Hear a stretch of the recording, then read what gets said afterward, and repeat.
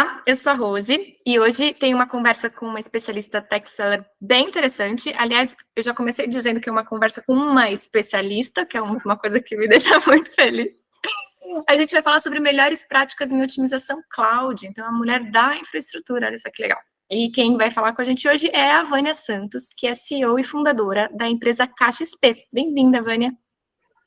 Obrigada, Rose. Obrigada pelo convite em participar dessa entrevista. Eu acho super interessante, né? Chamarem mais mulheres para falar aí de tecnologia e falar de a nuvem, né? Que é um assunto bem explorado no mercado aí pelos clientes, né? Hoje em dia só se falam de nuvem, né? Pois é. Mas, ó, antes de falar de nuvem, quero falar de Vânia. Me conta um pouquinho quem é você, onde você se alimenta, quero saber da sua experiência, sua vivência nesse mercado de tecnologia. Conta um pouquinho pra gente. Bom, Rose, eu sou CEO e fundadora da KXP hoje, né? Mas eu iniciei lá atrás, no ano 2000, numa revenda, né? Ela revendia software, né? Era um parceiro Microsoft. E eu iniciei como assistente de vendas, né? E me apaixonei, assim, trabalhar no comercial, vendendo tecnologia. Então, já tenho aí 22 anos de carreira, né? Eu vim, desde então, trabalhando nesse mercado e atuando, né, com tecnologia. Mas, assim, né, a partir desse primeiro emprego, né, eu iniciei faculdade de TI, né, e vim crescendo, né. Mãe, casada, né, tenho 3 filhos, 3 meninos, então me divido aí entre KXP e entre, né, família, marido, filhos, né, em idades completamente diferentes, necessidades diferentes. Então, é uma loucura diária, mas é bem interessante, viu? É bem interessante. A gente vai falar Muito depois de corrido. orquestração de Kubernetes, a gente já começa falando de orquestração de criança, né? Tipo, você De que vem para cá, Mas não é é, fácil. não é fácil, não é fácil. Não é São fácil. 3 meninas aí com idades completamente diferentes, né? Eu vou desde o de 19 anos até os de 10, então é bem complicado, né? Então, a gente está aí, né? Evoluindo. Ah, muito bom. E, Vânia, nessa sua trajetória, você já trabalhou com clientes de diferentes perfis, com tecnologias diferentes? Conta um pouquinho desse seu histórico, ou atendendo, ou vendendo, ou implantando, como é que foi? Sim, sim, Rose. Eu iniciei em televendas lá atrás, né, atendendo clientes de pequeno porte e foi crescendo, né? Consequentemente, você fazendo um bom trabalho, você vai evoluindo aí na carreira. Então, eu já atendi todos os portes e perfis e cenários diferentes de clientes, né? Então, eu atendi aí com abordagem de tecnologia desde a infra, local e tradicional, até a adoção de soluções em nuvem, né? Então, eu acho que a minha experiência, né, me deu uma visão única, né, de como a tecnologia evoluiu ao longo do tempo, né? E cada um com a sua abordagem e suas vantagens, né? Mas eu tive a oportunidade aí de atender todos os tipos e todos os tamanhos de cliente, né? Legal, que você tem um repertório gigante, né? Tenho bastante, 22 anos, né? Não querendo E, aí falar da minha idade, mas tem bastante tempo. Eu comecei bem nova também, né? Eu tinha 18 anos quando eu comecei a trabalhar com TI, então eu vim construindo aí uma carreira bacana. muito bom, muito bom. E o tema de hoje é cloud, então, se você puder dar uma nivelada de conhecimento, né? Acho que o que é cloud, o básico as pessoas já devem saber nesse momento, mas vamos Uhum. falar o que é cloud e principalmente o que tem de diferenciação nos principais nuvens, né, disponíveis no mercado hoje, assim. O que muda de uma para outra? É só o loginho, ou tem realmente características que a gente precisa considerar? Existem, é o que eu falo assim, tirando os fabricantes, né, que são muito parecidos, existem 3 tipos de nuvem, Rose.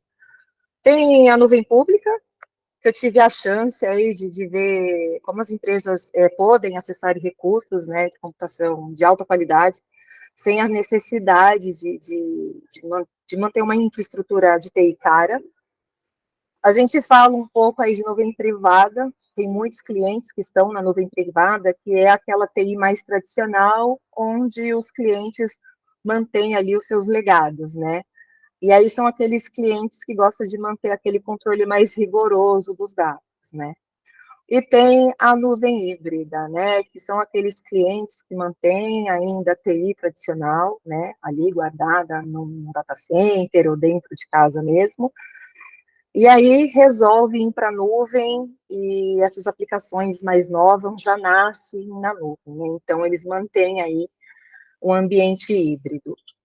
Então, sem contar, né, os fabricantes, né? A gente está falando aí, eu, por exemplo, trabalho com os três principais fabricantes, então tem as particularidades, né, entre uma nuvem e outra. Mas hoje, falando de tipos de nuvem, nós temos essas três, né, que a gente dimensiona entre pública, entre a nuvem privada e aquela nuvem híbrida, né, que é onde os clientes ainda mantêm, né, as duas nuvens funcionando.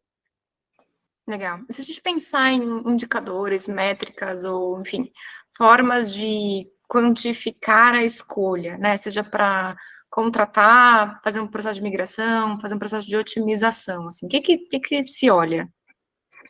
Olha, você tocou num ponto bem importante, porque os indicadores de mercados para contratar e otimizar o consumo de cloud são variados, né? E depende muito dos fatores do cliente, da necessidade do cliente, né? Por um lado, eu posso citar aqui para você indicadores que a gente chama de convencionais, né? Que são SLA, segurança, escalabilidade, né? Que são fundamentais, mas eu sempre gosto de sair um pouquinho da caixa, né, e considerar os indicadores menos convencionais, né, e eu sempre falo que o maior indicador é a incerteza, né, porque quanto mais incerto e competitivo o cenário, a flexibilidade e agilidade, né, oferecida pela nuvem, ela pode ser um diferencial, né? Então, muitos clientes me procuram, falam, Vânia, mas qual é a melhor nuvem? Né? Qual é a melhor nuvem para o meu cenário? E a escolha da plataforma, Rose, de nuvem, ela depende da necessidade, do objetivo específico do cliente, né? Da sua necessidade, né? Então, eu sempre gosto de dar alguns exemplos, né? Por exemplo, clientes que já tem um ecossistema de Microsoft, por exemplo, que já usam tecnologias Microsoft. É muito melhor você dimensionar um projeto olhando, por exemplo, para a nuvem da Microsoft, para o Azure, porque se de repente ele já tem dentro da infraestrutura banco de dados SQL, ele vai economizar muito, né? Utilizando o Azure, porque na hora de fazer, né, aquela integração, ele vai reduzir muito o custo. Por exemplo, se você está pensando no GCP, que ele tem uma reputação muito grande em ferramentas de analytics e machine learning. Então, eles são conhecidos pela capacidade de inovação, eles oferecem ferramentas excelentes, né, para você poder impulsionar a capacidade da inteligência artificial, machine learning. Então, todas as pessoas que querem inovar nesse sentido, uma aplicação que tem chatbot, muito legal a gente já construir um projeto pensando no GCP, né? E aí, por outro lado, tem a AWS, que por ser líder de mercado, né, e foi a primeira nuvem, né, a aparecer, ela atende um pouquinho dos dois, né? Então, sempre depende do cenário do cliente, né, para a gente construir ali juntos, né, uma arquitetura bacana, onde a aplicação dele vai responder melhor. Então, tem uma série de coisas, assim, que a gente leva em consideração hoje, né? Falando aí da diferença entre essas plataformas. Não, e não à toa, porque eu já fui da pergunta básica que é para a pergunta complexa do indicador, porque quando eu falo com o pessoal de compras, o pessoal fala, gente, não consigo comparar, ela é com CRE, é de propósito, né? O negócio da tabela assim, outro negócio da tabela assado, muda o nome para dizer a mesma coisa, não é tão trivial, né, fazer essa escolha. Não é, e você tem que levar em consideração também os fatores macroeconômicos, a estratégia da sua empresa, né? depende muito do câmbio, do dólar, se é uma nuvem que usa aí, né, um câmbio, um dólar, dependendo de quanto está a conversão, existe, né, tanto a parte de custos, né, que hoje é o que mais pega dentro das empresas, é o que é mais discutido dentro das empresas, né. Então, tudo gira em torno do custo, né. Muito bem. E aí a gente está falando só do básico, que é dimensionamento e otimização de consumo para otimização financeira ali. Mas eu sei que você tem outras áreas de especialidade, né? Que aí vão para práticas mais maduras dentro do uso do cloud. Então, eu estava fuçando ali os temas de observabilidade, DevOps, gestão de arquitetura. Como é que essas coisas se relacionam com gestão cloud e geram valor para esse processo? E o que são essas coisas também? Desmistifica as palavrinhas. Em toda a implantação de nuvem, a gente sempre considera três componentes essenciais, né? Que a gente brinca aqui, chama de enxoval, né? A gente, quando vai oferecer para o cliente, a gente fala assim, ó, existe um enxoval que é interessante você considerar, né? Que eu sempre falo que é segurança, observabilidade e automações, né?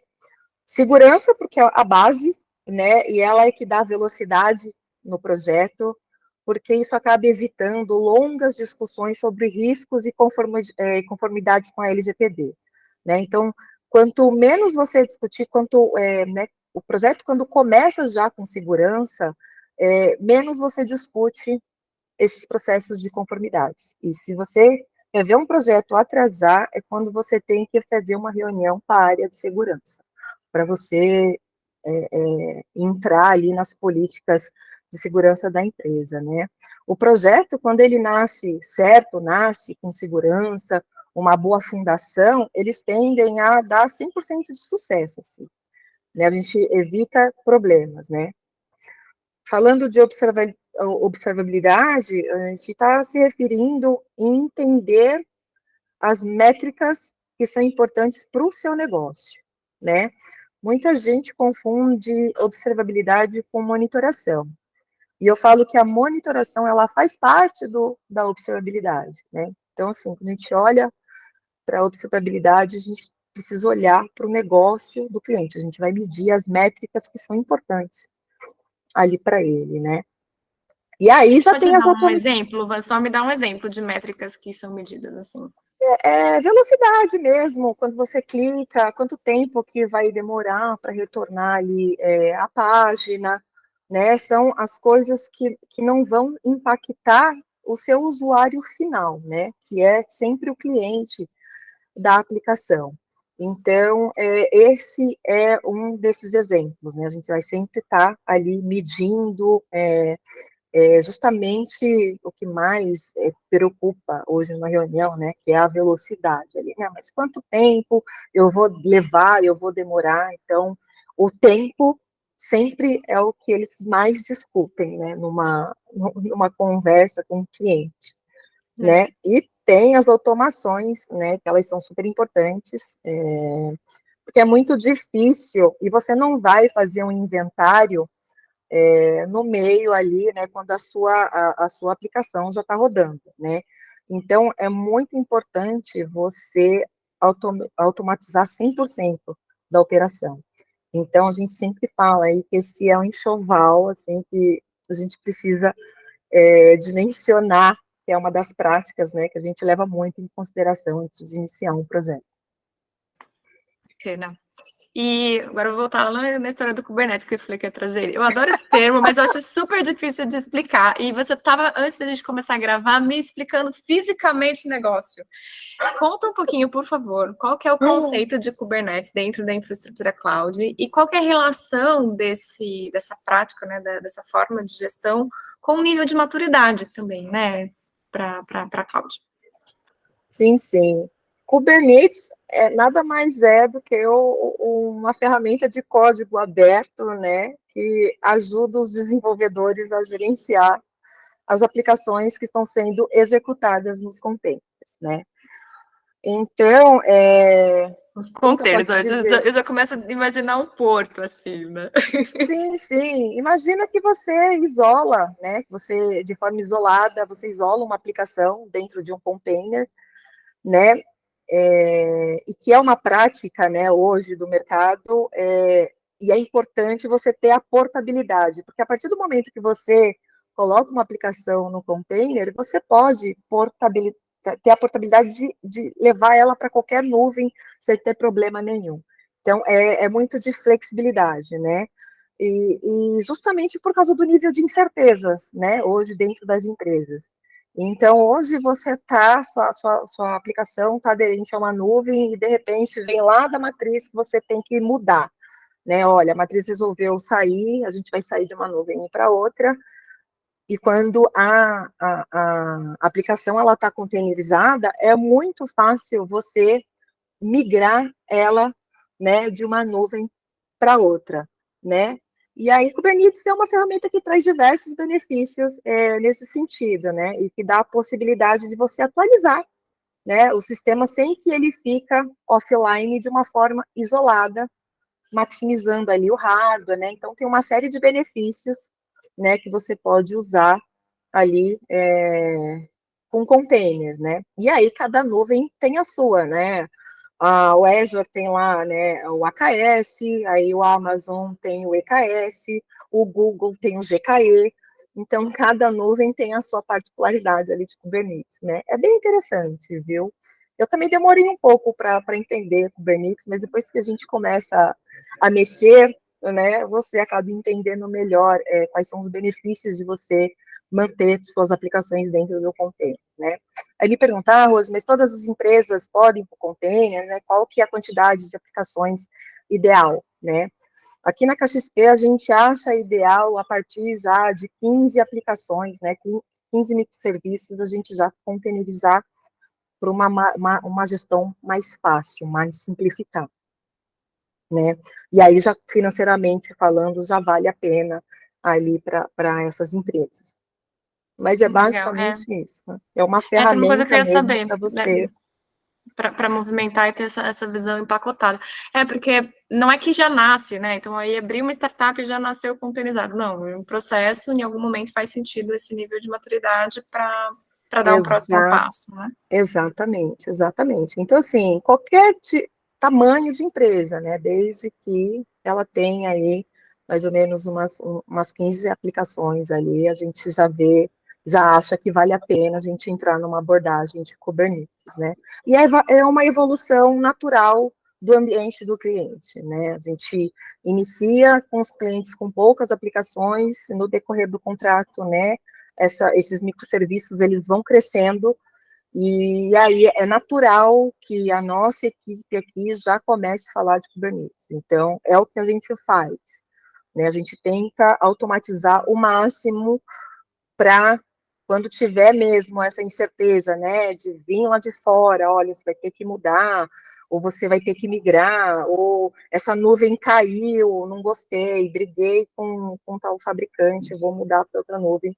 Então, é da forma mesmo que eu falei, né? Chega lá o guindaste, pega lá o container, tira de lá, joga em outra máquina. É literalmente como você vê no Porto de Santos.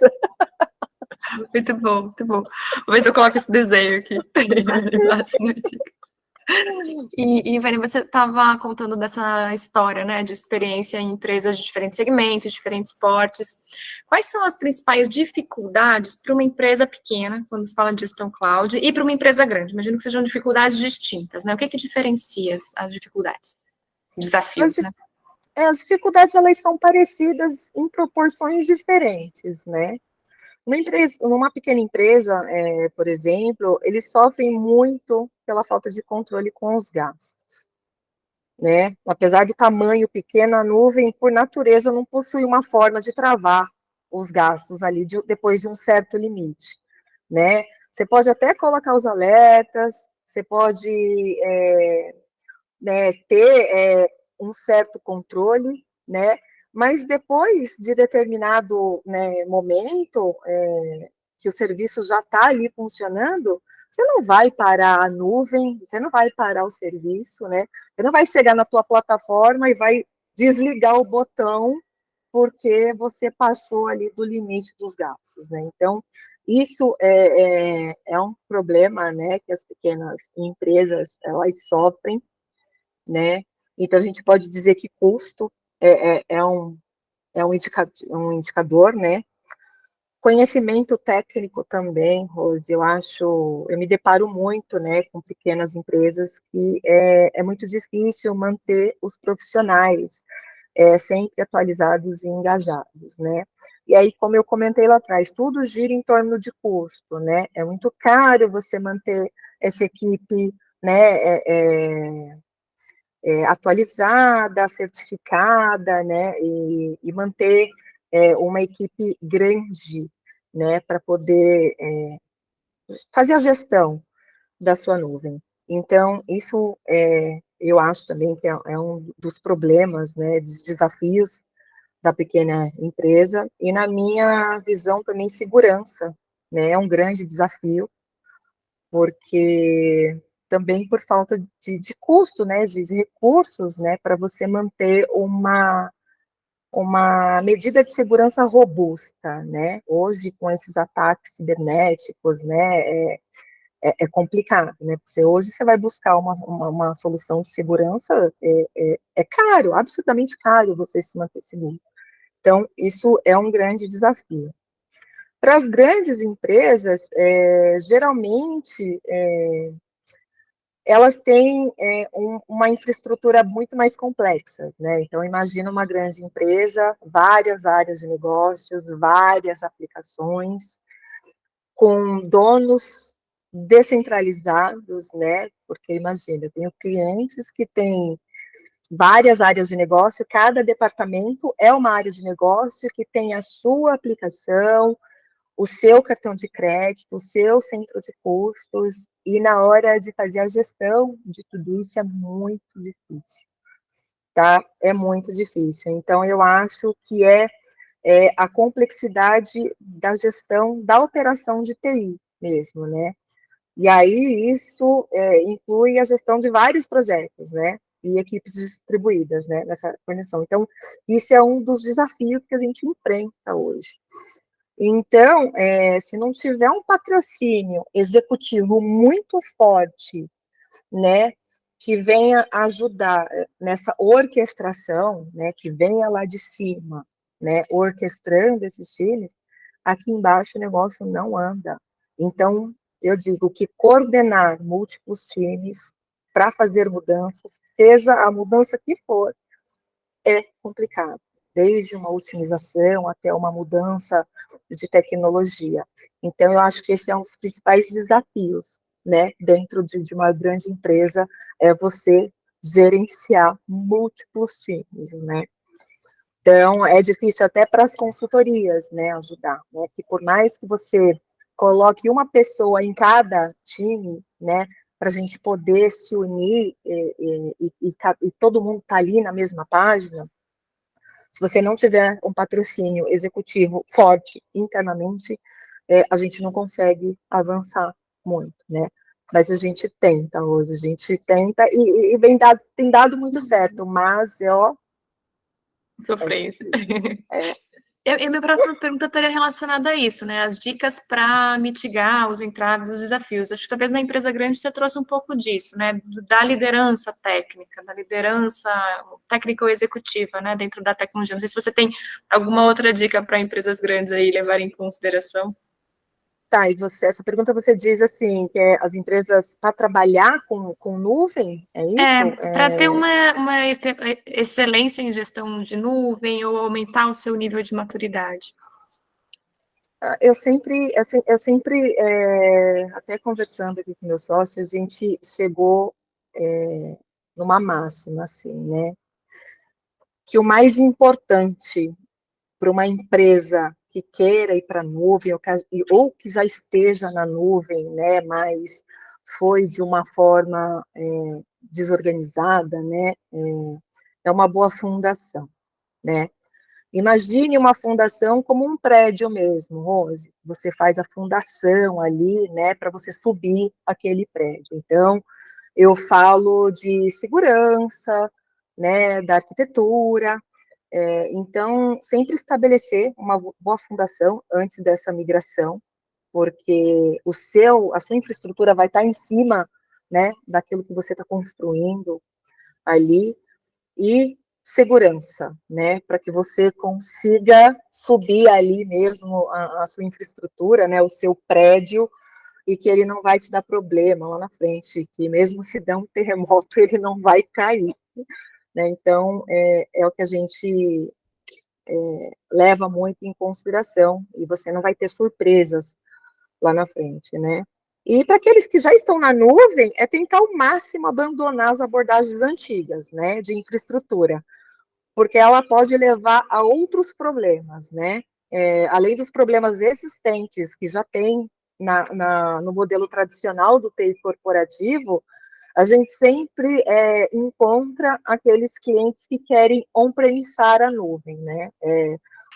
Um premissário eu nunca tinha fazer, ouvido. fazer o as is, e as nuvens, elas se comportam completamente diferentes. Então, não adianta você, eu fui para a nuvem pública, mas eu on-premisei, né, a minha nuvem, né? Então, ir para a nuvem por ir para a nuvem é melhor não ir. Justo. Ótimas dicas.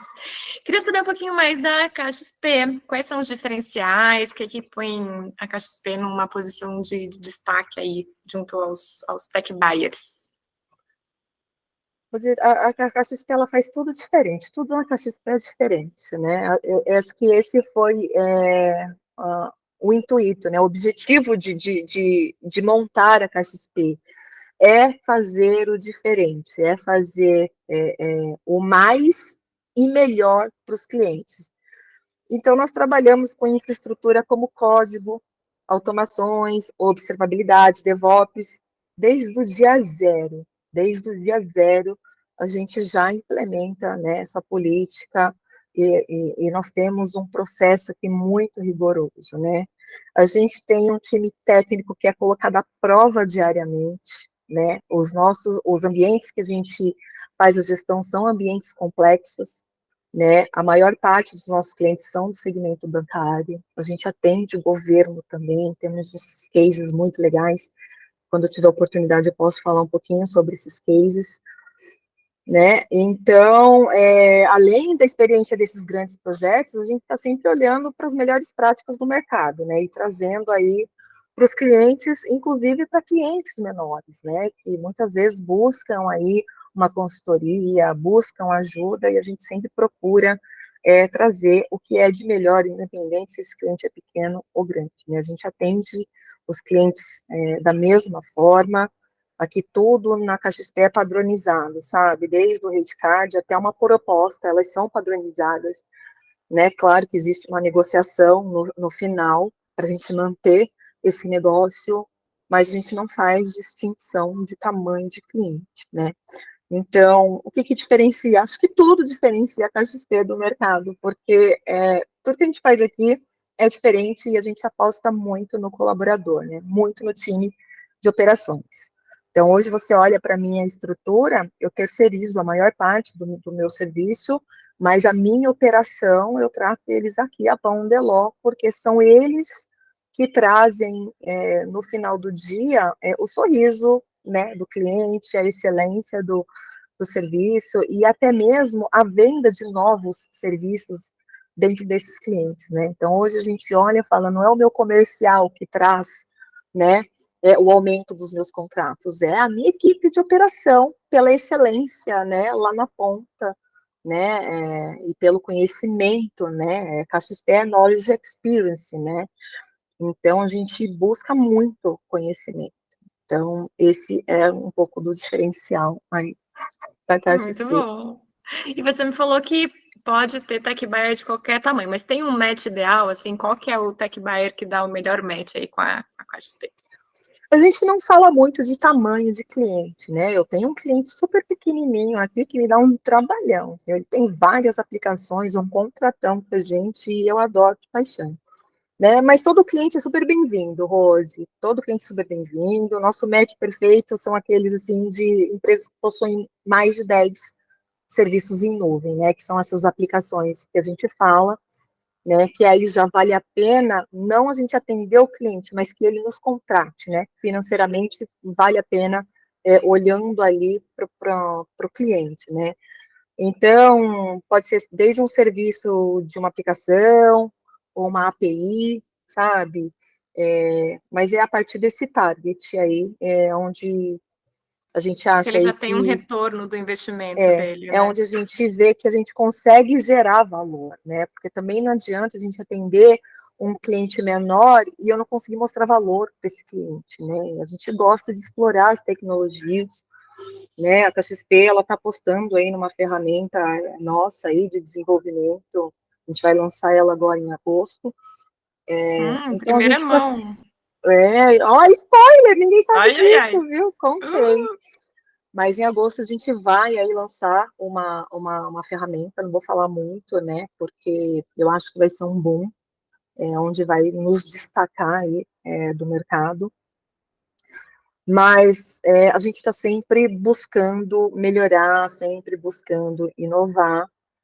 E então eu acho que o match perfeito são clientes de qualquer tamanho, mas que tenham aí acima de 10 serviços em nuvem aí para a gente poder mostrar e gerar valor para esses clientes. Sensacional.